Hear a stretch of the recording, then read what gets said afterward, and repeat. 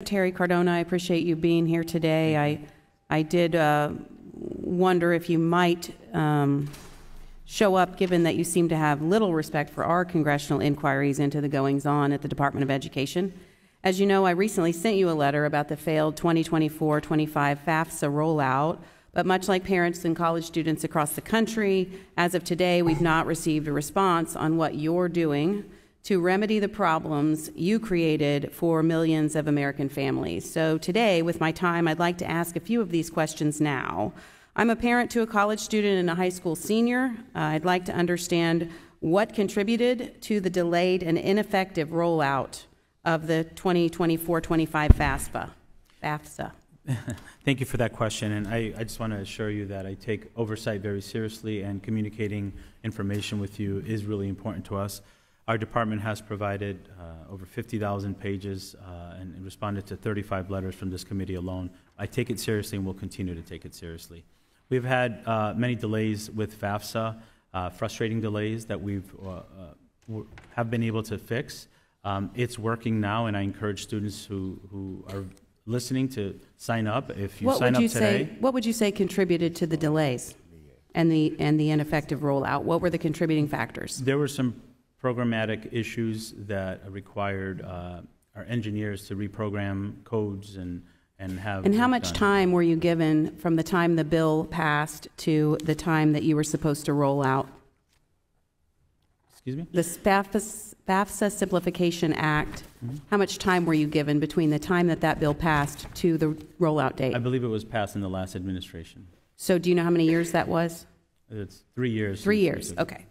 What is your department doing now to support students and parents who've been unable to submit it, who've been given incorrect financial aid information, or who have not received their estimates? What are you doing for those students? Thank you for that question. That's something we take very seriously, and we are working very closely to provide resources for families and what kinds languages. Of resources? Well, videos on how to figure it out. We have $50 million now going into communities to make sure that we're knocking on doors for those students and families that still have to fill it out.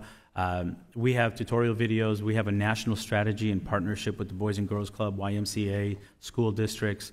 We're working closely with districts. And I have to say, we've also worked on return to repayment, USDS servicing contracts. And what we're doing now to make sure that we improve processing is make sure that our FSA department is designed for the work that's being expected of it. So we're asking for a budget increase. Given that you had 3 years to get this right the first time, why should we expect that this upcoming FAFSA would be ready by October 1st? I know in the Senate Appropriations Committee you recently said your expectation was that it would be ready. Why should we believe that? Well, look, I can be happy to share what we're doing on a day-to-day basis, but we are taking this very seriously. We know how important it is to our families and to our schools, and our schools have been extra patient and working very closely with us to deal with the updates. And I'm happy to say that 2/3 or more are already processing. We're committed to making it better every year and opening doors to higher education. I can tell you that 60 to 70% of our students, on average, were applying for FAFSA.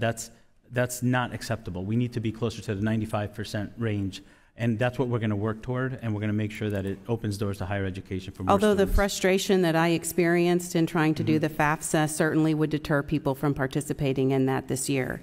As you know, the soft launch was, that's a generous term, using the word launch. It was clear that it was a hasty release to barely meet the letter of the law. By all measures, in my view, it was a disastrous failure. What grade would you give yourself and the DOE on the botched FAFSA rollout?